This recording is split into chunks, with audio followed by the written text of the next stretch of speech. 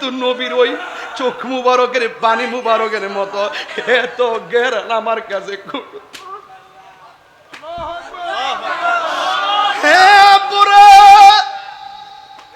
কি দিয়ে ওয়াজ বুঝাইতাম নবী কি জিনিস।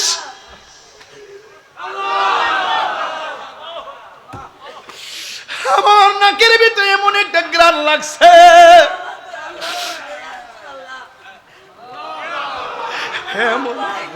আমার কাছে আর কিছু লাগে নাই। আমি কি দিয়ে নবী চিনাইতাম রে বাবা।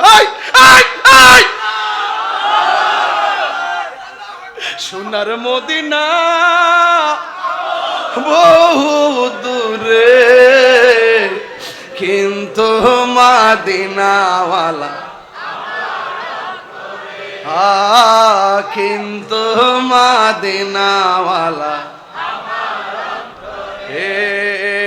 যে গিয়েছে একবার সোনার মদিনা তাহার মনে আর কোনো দুঃখ রইল না।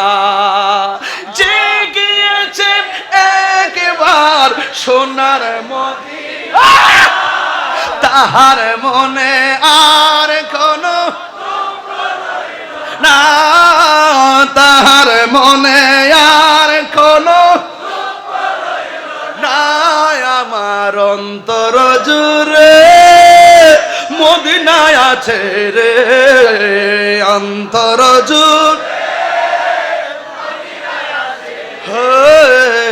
ওই মদিনা কেমনে যাব মন মানে না রে।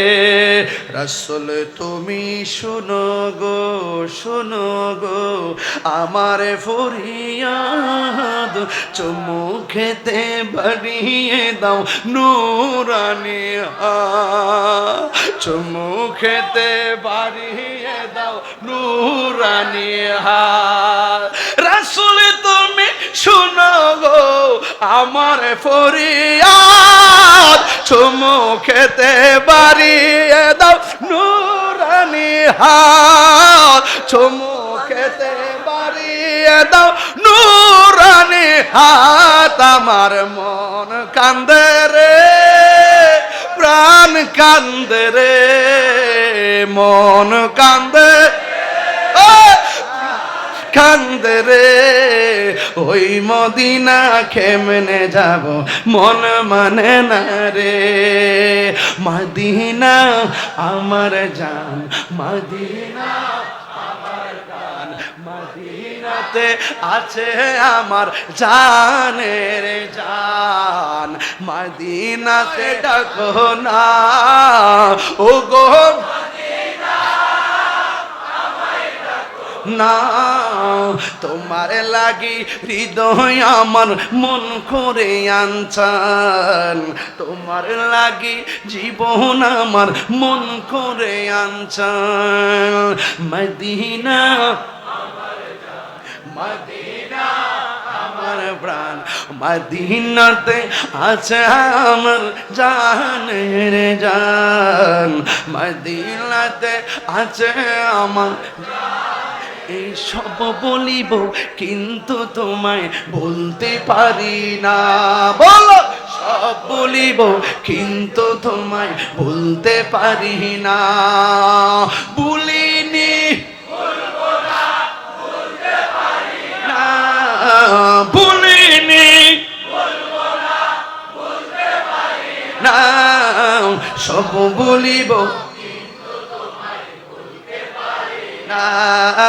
সব বলিব কিন্তু তোমায় বলতে পারি না। ইসরাবে নামে ছিলে তুমি অলক্ষ নির্দেশ, বড়ই মারাত্মক যে ছিল তোমার পরিবেশ। ইসরাবে নামে ছিলে তুমি অলক্ষ নির্দেশ, বড়ই মারাত্মক যে ছিল তোমার নবীর ছোঁয়াই হলে তুমি সোনার মদিনা, নবীর ছোঁয়া হলে তুমি সোনার মদিনা। সব ভুলিব কিন্তু তোমায় ভুলতে পারি না, সব ভুলিব কিন্তু তোমায় ভুলতে পারি না। চিৎকার মেরে কি আল্লাহু আকবার বলা যাবে না? হায় রে এ যুবকের দল, কি দিয়ে ওয়াজ বোঝাবো রে বাবা। এই জন্য আমি আপনাদেরকে বলবো, অনুরোধ করে বলে দিয়ে যাই, নবীর সঙ্গে বেয়াদবি করা যাবে না, নবীর সঙ্গে বেয়াদবি করা যাবে না, নবীর সঙ্গে বেয়াদবি করা যাবে না। এই জন্য যতদিন পর্যন্ত দুনিয়াতে থাকবো আমরা নবীর মহব্বত আমরা চাই কি চাই না? আর জুড়ে জুড়ে কোন চাই কি চাই না? হলো আপনি মানুষকে ভালোবাসেন, এই জন্য অন্য ধর্মের মানুষ হলেও আমার নবী এমন ভাবে তাদের সঙ্গে ব্যবহার করতেন, আমার নবীর ব্যবহার শুননা তারা কালিমা পয়রা মুসলমান হয়ে গেছে। এই জন্য আমার নবী, আপনার নবী রাহমাতুল লিল আলামিন বলেছেন, মান সালিমাল মুসলিমুনা মিন লিসানিহি ওয়া ইয়াদিহি, যে এই মানুষের দ্বারা হাতের দ্বারা কেউ কষ্ট পায় না, যার জবানের কথার দ্বারা কেউ কষ্ট পায় না, এই মানুষটা হলো মুসলমান। এই জন্য আজকে আমরা নামে মুসলমান, কাজে বেঈমানি আছে না নাই? নামে মুসলমান হলে চলবে না, মুসলমানের ঘরে জন্মগ্রহণ করলে মুসলমান হওয়া যায় না। মুসলমান বড় দামি জিনিস। ওই মুসলমান যদি মুসলমান হইতে হয়, অন্তরের ভিতরে আমার নবীর মহব্বতের দরকার আছে না নাই? ঠিক কেমন ভাবে আমার নবী রাহমাতুল লিল আলামিন দিন যত যাইতেছে আমার নবীর মর্যাদা বাড়তেছে, বাড়তে বাড়তে এমন ভাবে হয়ে গেছে যেই কোনো মানুষ কালিমা পড়ে মুসলমান হয়ে যায়। আমার নবী, আপনার নবী রাস্তা দিয়া যায়, আকাশের মেঘমালাগুলো নবীরে ছায়া দেয়, আর গাছগুলা ঝুঁকে গিয়ে আমার নবীকে সালাম দেয়। এ যুবকের দল, আল্লাহর হাবিব সাল্লাল্লাহু আলাইহি সাল্লাম বলেছেন, আল্লাহ ছাড়া পৃথিবীর মধ্যে কাউকে যদি সাজদা করার অনুমতি দেওয়া হতো, তাইলে স্ত্রীকে অনুমতি দিত স্বামীকে সাজদা করার জন্য। এই গাছগুলো আমার নবীর দিকে ঝুঁকে গিয়ে আমার নবীকে সালাম দিত। গাছ আমার নবীকে চিনেছে, মাছ আমার নবীকে চিনেছে, পাথর আমার নবীকে চিনেছে। আজকে মানুষের মতন মানুষ হইতে পারি নাই, আমরা মানুষ হইয়াও আমার নবীর সঙ্গে বেয়াদবি করি, এমন মানুষ সমাজে আছে না না? আমার নবী, আপনার নবী রাহমাতুল লিল আলামিন যখন রাস্তা দিয়া যায়, যাইতে যাইতে একটা গাছের তলে নবী ঘুমায়া গেছে। যে এইমাত্র ঘুমায়া গেছে, আমার নবীকে মারার জন্য অনেকগুলা ইহুদি আমার নবীর পিছনে লেগে গেছে। এক ইহুদি হাতের মধ্যে তলোয়ার লইয়া আমার নবীরে মারতে গেছে। আপনারা জবান খুইল্লা বলেন, আমার নবীজিকে রক্ষা করার মালিক কে? দেখবেন আমার নবী 27টা যুদ্ধে অংশগ্রহণ করছে, কোন যুদ্ধের মধ্যে নবীকে মারতে পারে নাই।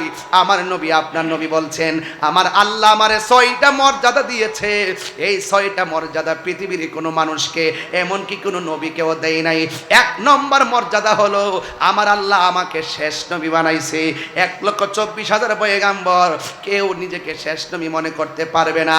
একমাত্র আনা খাতামুন নাবিয়্যিন লা নাবিয়্যা বাদি, আমি নবী হইলাম শেষ নবী, আমার পরে আর কোনো নবী আসবে না। 2 নম্বর হলো আমার নবী, আপনার নবী বলেন, আমার আল্লাহ রাব্বুল আলামিন সব নবীদেরকে এক একটা এরিয়া বানাই দিয়েছেন নামাজের জন্য, কিন্তু আমার জন্য এরিয়া বানাই নাই।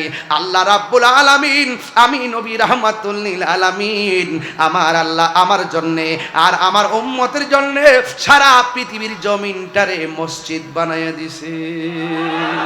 আরো বড় করে বলেন না সুবহানাল্লাহ। বন্ধুরা রে আমার নবী, আপনার নবী বলেন, আর একটা মর্যাদা আমার দান করছে। এই মর্যাদাটা হলো আল্লাহ রাব্বুল আলামিন আমার পিঠের মধ্যে, এই চোয়ালের মধ্যে এমন কিছু দিয়েছেন, কেউ যদি আমাকে মারতে আসতেন তারা ভয় পেয়ে যেত।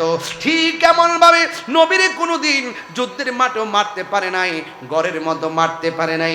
নবীর আল্লাহ 6টা মর্যাদা দান করে দিয়েছেন। ইন দি মিন টাইমে একদিন আমার নবী গাছের নিচে শুয়ে রইছেন, যেই মাত্র গাছের নিচে আরাম করতেছেন, একটা ইহুদি যখন দেখলেন আমার নবীরে মেঘমালা ছায়া দেয়, গাছপালা ছায়া দেয়, গাছপালা ঝুঁকে যায়, তখন সেই লোকটা নবীরে মারার জন্যে হাতের মধ্যে তলোয়ার নিয়ে আসছেন নবীর সামনে। যেই মাত্র নবীর সামনে এসেছে, ওই মুহূর্তে নবীকে আঘাত করতে গেছে, সাথে সাথে রে বাবা ওই লোকটার দুইটা চোখ অন্ধ হয়ে গেছে। এ যুবকের দল, শুধুমাত্র অন্ধ হয় নাই, ওই লোকের চোখের মধ্যে ব্যথা সৃষ্টি হয়ে গেছে। একটা কথা মনে রাখবেন, আল্লাহর সঙ্গে নাফরমানি করলে আল্লাহ ইচ্ছা করলে ক্ষমা করে দেয়, কিন্তু নবীর সঙ্গে বেয়াদবি করলে, নবী ক্ষমা না করলে আমার আল্লাহও ক্ষমা করে না। কিনা বলেন না কেন? এই জন্য আমার যুবক, কি দিয়ে নবী চিনাবো? এরপরে আমার নবীকে মারতে আইছেন, চোখ যখন অন্ধ হয়ে গেছে।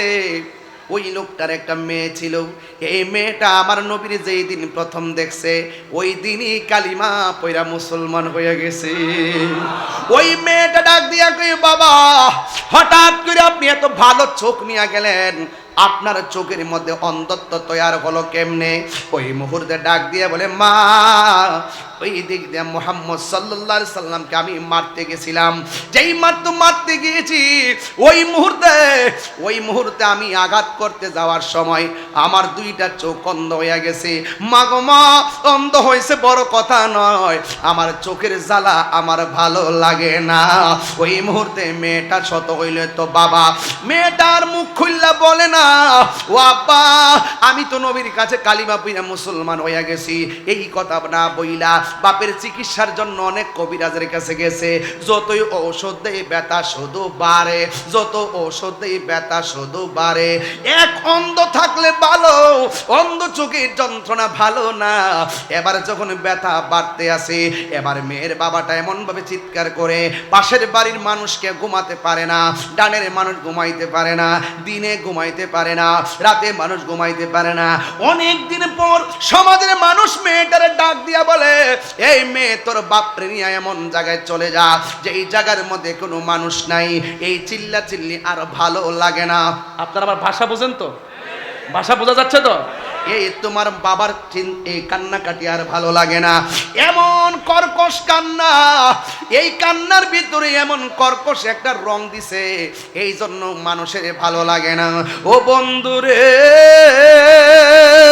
ও সন্ন্যাটেকের বাবা, ও চল্লক্ষার বাবা, ও আমার কর্ণফুলীর বাবা, কি দিয়ে ওয়াজ বুঝাইতাম, কি দিয়ে আমি নবী চিনাইতাম। ওই মুহূর্তে মেয়েটার ডাক দিয়ে কয়, তোমার বাবার এখান থেকে নিয়ে যাও। শত হইলে তো মেয়েরা কিন্তু বাবার ভক্ত থাকে বেশি। মেয়েটা ডাক দিয়ে কয়, এলাকাবাসী দীর্ঘদিন আপনারা আমার বাবা কষ্ট দিয়েছে, মেহেরবানি করে আমার 2টা দিন সময় দেন, এরপর আমি আমার বাবারে নিয়ে যাবো। না হইলে আবার গ্রামের মানুষ বলতেছে, তোর বাপের যে অবস্থা এমনি ভালো হবে না, বস্তা বান্দা বাহিরে ফালাইয়ে দিয়া। শত হইলে তো সন্তান তো আদর্শবান সন্তান কোনোদিন বাপ মারে কষ্ট দেয় না। রসুল বলছেন, বাপ মা যদি মুশরিক হয় তার সঙ্গে খারাপ ব্যবহার করা যাবে না, বাপ মা যদি বেঈমান হয় তার সঙ্গে খারাপ ব্যবহার করা যাবে না, বাপ মা যদি কাফের হয় তার সঙ্গে খারাপ ব্যবহার করা যাবে না।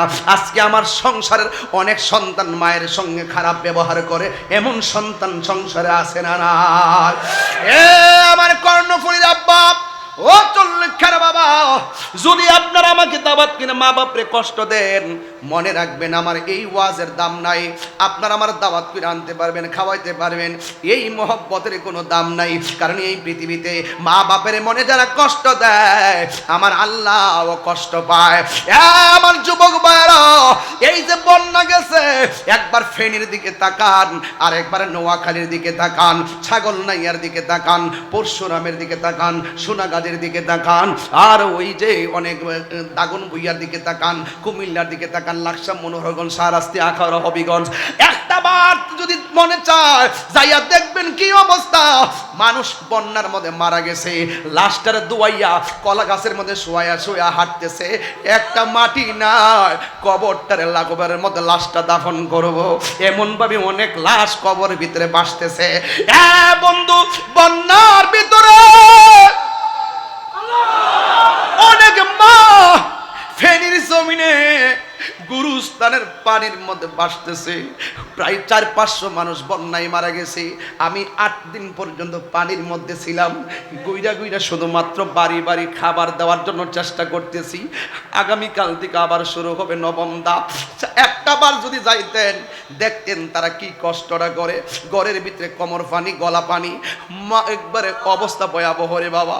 ও আল্লাহ, আল্লাহ গো, আমাদেরকে তুমি আসমানি গজব, জমিনে গজব দিয়া মায়েরও না।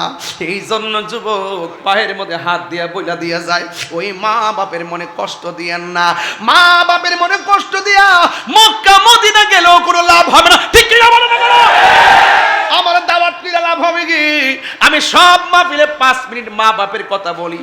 ইদানিং দেখছি সন্তানগুলো মোবাইল করতে করতে মার মহব্বত কমে গেছে, মোবাইল করতে করতে ভাই বোনের মহব্বত কমে গেছে, মোবাইল করতে করতে পরিবারের মহব্বত কমে গেছে।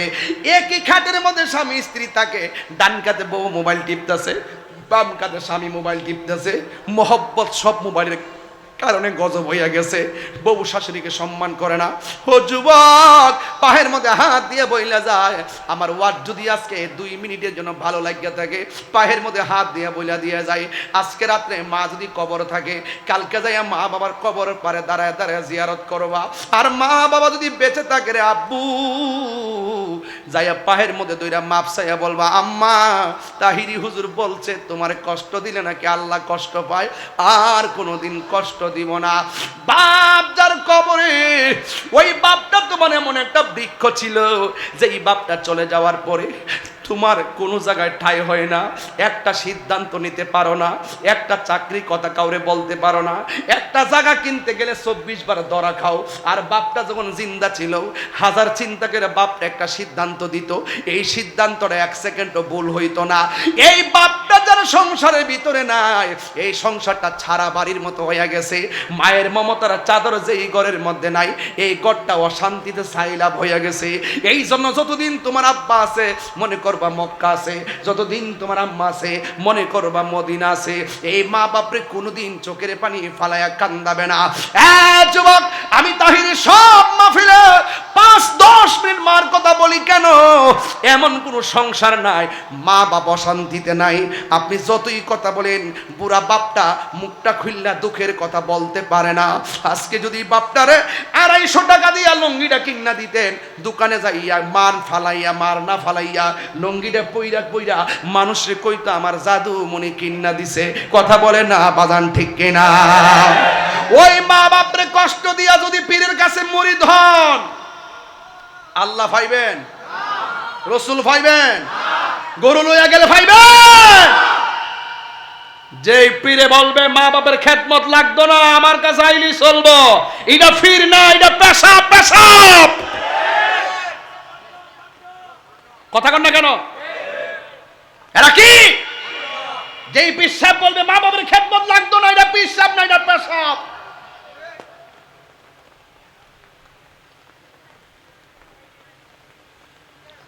আজকে ওই সমস্ত এই ভণ্ডদের কারণে আমরা কথা শুনি। কথা বলেন না কেন? কিছু কিছু আছে না জায়গায় অসামাজিক কাজ হয়, শরীয়ত বহির্ভূত কাজ হয়। যে সমস্ত দরবারে এরকম শরীয়ত বহির্ভূত কাজ হবে, এদের সঙ্গে আহলে সুন্নাত ওয়াল জামাতের ন্যূনতম সম্পর্ক নাই। কথা বলেন, ঠিক কিনা বলেন? পরিষ্কার কথা, আমরা বারবার বলছি, সতর্ক হয়ে যান, সাবধান হয়ে যান। এই 2-1টা বিচ্ছিন্ন জায়গার কারণে আজকে আমাদেরকে আঙ্গুল তুললে কথা বলে, এটা আমরা বরদাস্ত করব না। প্রয়োজনে আমরাও বিরুদ্ধে রুখে দাঁড়াবো। হইলে সংশোধন হন, নাইলে আমাদের থেকে দূরে সরে যান। সুন্নতের নাম দিতে পারবেন না। একটা ট্র্যাডিশন বাইরেছে, পীরের পুত পীর। কথা কন না কেন? একটা ট্র্যাডিশন বাইরে গেছে, পীরের ছেলে হইলেই পীর। অসম্ভব। তার মধ্যে যোগ্যতা না থাকলে, কোরআন সুন্নাহর এলেম না থাকলে, পীরের পুত হইলেও সে পীর হতে পারবে না। নামাজ নাই, কালাম নাই, রিয়াজত নাই, সোহবত নাই, কোনো কিছু নাই, সব শাহজাদা। একবার সুন্দর করে মল্লির মাজার, এগুলা বন্ধ করেন। অত সোজা না ওলি আল্লাহ হওয়া। ওলি আল্লাহ হওয়া এত সহজ জিনিস না যে হুট করে মল্লে যায় মাজার বানাই নেবেন। এই সমস্ত এই সমস্ত কারণে আজকে আমরা কথা শুনি। কথা বলেন ঠিক কিনা? কিছু লোক আছে রাস্তাঘাটে ফুয়েরি টুরি করে, মল্লে হের দিয়ে হের একটা মাজার বানাইলে, এটার দ্বারা সত্যিকার আল্লাহর ওলিদের বদনাম হচ্ছে। কথা বলেন না কেন? সত্যিকার আল্লাহর ওলিদের বদনাম হচ্ছে। ওই দিন দেখেন এক বিয়াদব লেখছে, গেসুদরাজ কল্লা শহীদ রহমতুল্লাহ এর মাজারকে ভেঙে দেওয়ার জন্য সে আঙ্গুল তুলছে। কেন? ওই সমস্ত বিচ্ছিন্ন কিছু লোক আছে যেখানে শরীয়ত বহির্ভূত কাজ হয়, তাদের পাল্লা আর কাল্লা বাবার পাল্লা, শাহ আনদ শাহর পাল্লা, বাইজি বুস্তামির পাল্লা, এরপরে আপনার মাইজবান্ডার দরবারের পাল্লা, বাবা শাহজালালের পাল্লা এক পাল্লা না। কথা কোন ঠিক না বেঠিক? লাগাতার কেউ কথা বলবেন না। প্রয়োজনে যেখানে শরীয়ত বহির্ভূত কাজ হয় আমাদের সহযোগিতা নেন, সবাই মিলে তা প্রতিরোধ করব। কথা বলেন ঠিক কিনা? ওলি হইতে গেলে মহব্বত লাগে, ওলি হইতে গেলে খেদমত লাগে। বাবা আমার কথা রাগ করেন না। আবার কয় না যে তাহির হুজুর ওলি আল্লাহর বিরুদ্ধে কথা হয়ে গেছে। তাহির হুজুর যে জ্বালা ভোগ করে, এই জ্বালা আপনার থাকলে স্টুক করে মরতেন। কোন জায়গা কিও না ওই টিপটা মানে তাহিরের বরাবর। হ্যাঁ, আজকে থেকে ওয়াদা করেন, আমরা কি মা বাপরে কষ্ট দিব? একদম দিল থেকে বলে, মা বাপরে কষ্ট দিব? বড়জনদের কষ্ট দিব? ছোটদেরকে কষ্ট দিব? প্রতিবেশীকে কষ্ট দিব? এই যে মাহফিলটা সাজাইছি, আপনি কি মনে করেন না যে এই মাহফিলটার উসিলায় আজকে কবরবাসী আনন্দিত আছে? এটাকে বিশ্বাস হয় না আপনাদের? প্রত্যেকটা কবরের মানুষ আজকে আনন্দিত যে আমার সন্তান আমার জন্য দোয়া করবে, আমার স্বামী আমার জন্য দোয়া করবে, আমার স্ত্রী আমার জন্য দোয়া করবে, আমার প্রতিবেশী আমার জন্য দোয়া করবে। এদের কবর কি টাকা পাঠানোর সুযোগ আছে? সম্পদ পাঠানোর সুযোগ আছে? একমাত্র দোয়াটা তাদের কবরে যাবে। সুবহানাল্লাহ বলবেন না? ভাইয়ের আমার, এই জন্য আমি প্রায় মাহফিলে বলি, হ্যাঁ, মা কেন এত দামি জানে না সকলে। বলো, দামে জানে না সকলে, জানতো যদি পড়ত দেখে কোরআন হাদিস খুলে। একটি হজের সওয়াব মিলে, একটি মাকে একবার দেখিলে, দেখিলে মা কেন এত দামে জানে না সকলে। বলো, মা কেন জানে না সকলে। 2 বছর পান করালো মায়ের বুকের দুধ, খুলে পিঠে নিয়ে আমায় দিতেন কত সুখ। 2 বছর পান করালো মায়ের বুকের দুধ, খুলে পিঠে নিয়ে আমায় দিতেন কত সুখ। সেই মায়ের কষ্ট দিলে, সেই মায়ের ইলে খুদার সটলে মা কেন।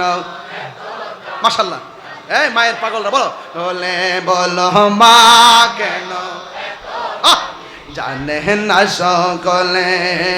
জানতো যদি পড়ত দেখে কোরআন হাদিস খোলে। একটি হজের সওয়াব মিলে, একটি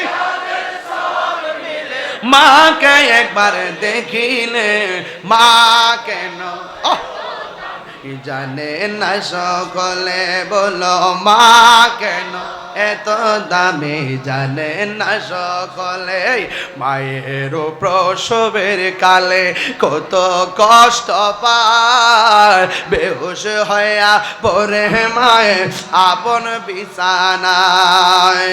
মায়ের প্রসবের কালে কত কষ্ট পায়, বেহুশ হইয়া পড়ে মায়ের আপন বিছানায়।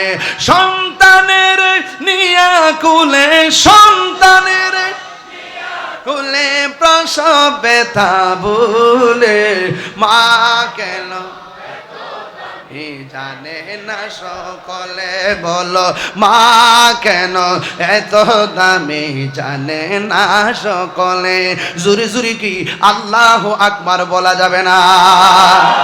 এই মেয়েটা ডাক দিয়া কয়, ও এলাকার প্রতিবেশী, আমরা তোমার বোঝা হতে পারি, আমার বাবা তোমাদের বোঝা হতে পারে, কিন্তু আমার তো বাবা, আমি তো আমার বাবার চাইলেই জংলায় একা ফালাইতে পারি না।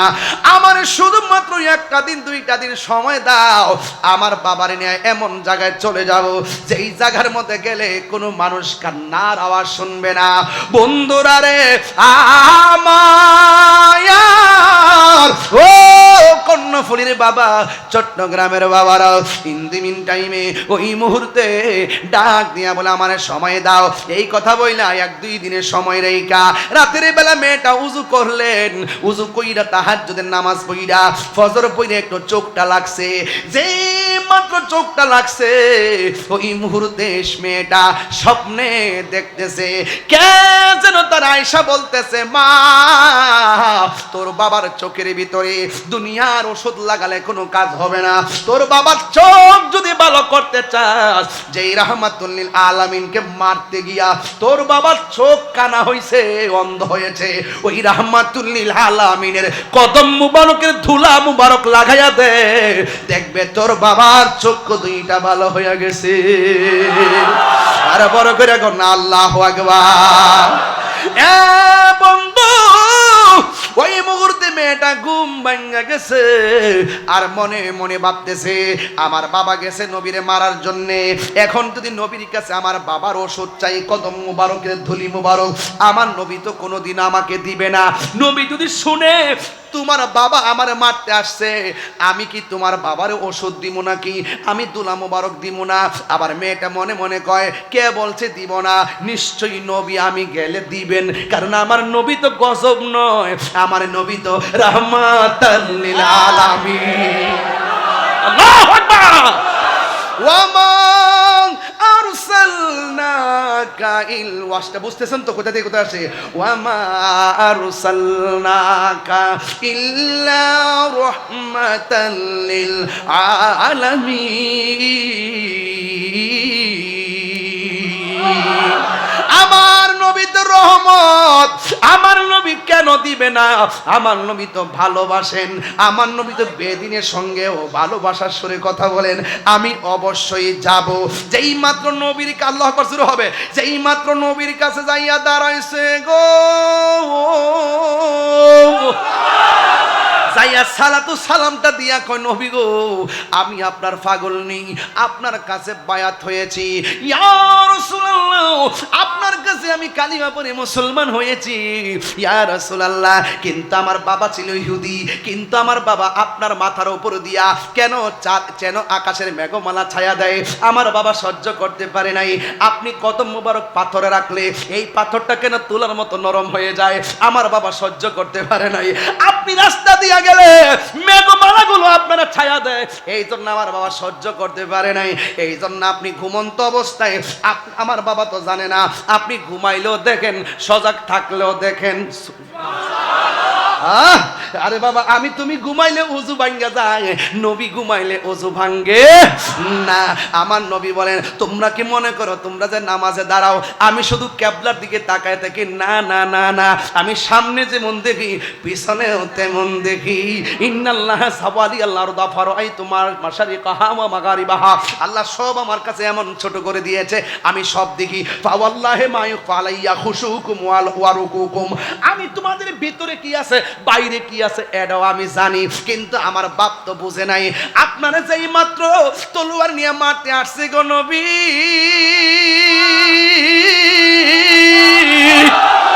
আমার আল্লাহ বরদাস্ত করে নাই, আমার আল্লাহ আমার বাবার দুইটা চোখের অন্ধ বানায়া দিছে।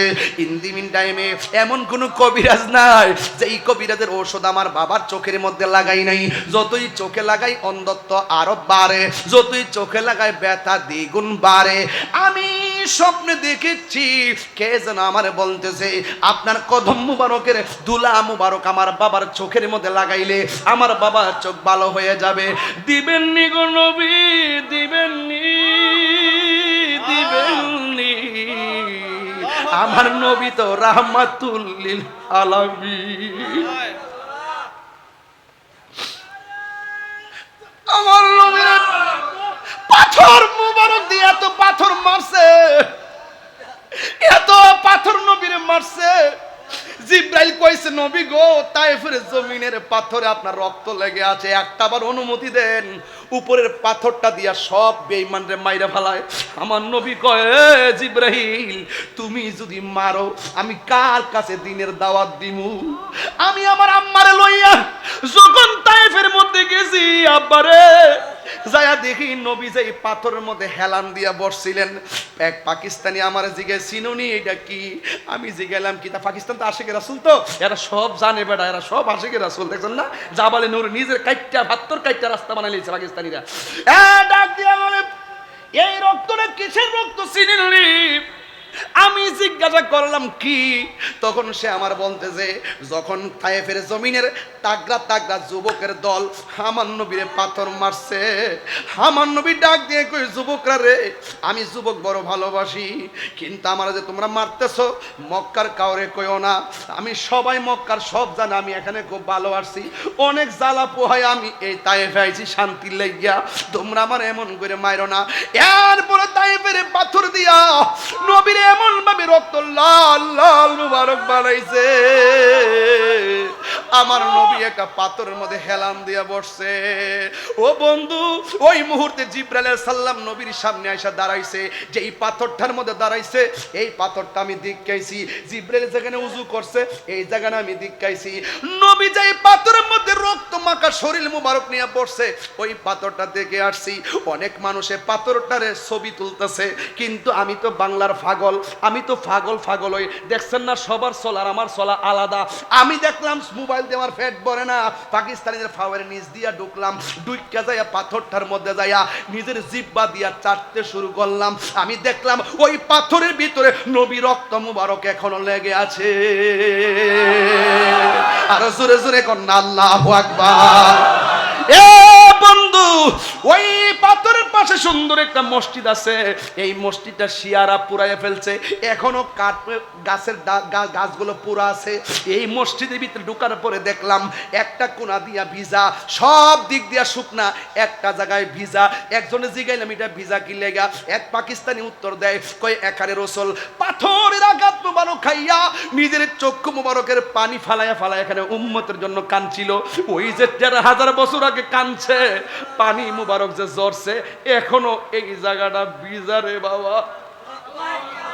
সব মোবাইল দিয়ে ছবি তুলে, আর আমি পাওয়ার ফাঁক দিয়া যায় দুলা বাড়ির মধ্যে এমনে ধইরা ওই নবীর চক্ষু মুবারকের পানি মুবারক হাতের মধ্যে লইয়া ভিজা জায়গাটা এমন ভাবে চেহারার মধ্যে মালিশ কইরা গলার মধ্যে মালিশ করে কইতাছি নবী গো, আমি বাংলার জমিনে আপনার প্রেমের একটা ক্যানভাসার।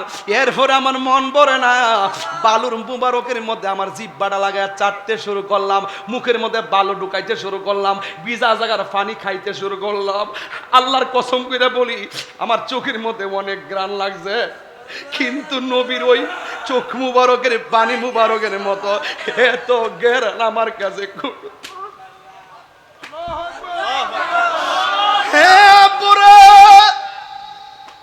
কি দিয়ে ওয়াজ বুঝাইতাম নবী কি জিনিস।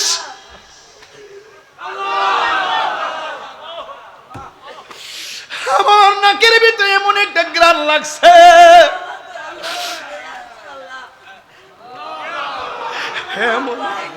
আমার কাছে আর কিছু লাগে নাই। আমি কি দিয়ে নবী চিনাইতাম রে বাবা। সোনার মদিনা বহু দূরে, কিন্তু মদিনাওয়ালা কিন্তু মদিনাওয়ালা যে গিয়েছে একবার সোনার মদিনা, তাহার মনে আর কোনো দুঃখ রইল না। যে গিয়েছে একবার সোনার মদিনা, তাহার মনে আর কোনো না, তাহার মনে আর কোনো না, আমার অন্তর জুড়ে মদিনায় আছে রে অন্তর জুড়ে ওই মদিনা কেমনে যাব মন মানে না রে রাসূল তুমি শুনো গো আমার ফরিয়াদ চুমু খেতে বাড়িয়ে দাও নূরানি হাত চুমু খেতে বাড়িয়ে দাও নূরানি হাত রাসূল তুমি শুনো গো আমার ফরিয়াদ চুমু খেতে বাড়িয়ে দাও নূরানি হাত চুমু খেতে বাড়িয়ে দাও নূরানি হাত আমার মন কান্দে রে প্রাণ কান্দে রে মন কান্দে কান্দে রে ওই মদিনা কেমনে যাব মন মানে না রে মদিনা আমার জান মদিনা আমার জান মদিনাতে আছে আমার জানের জান মদিনাতে ডাকো না ও গো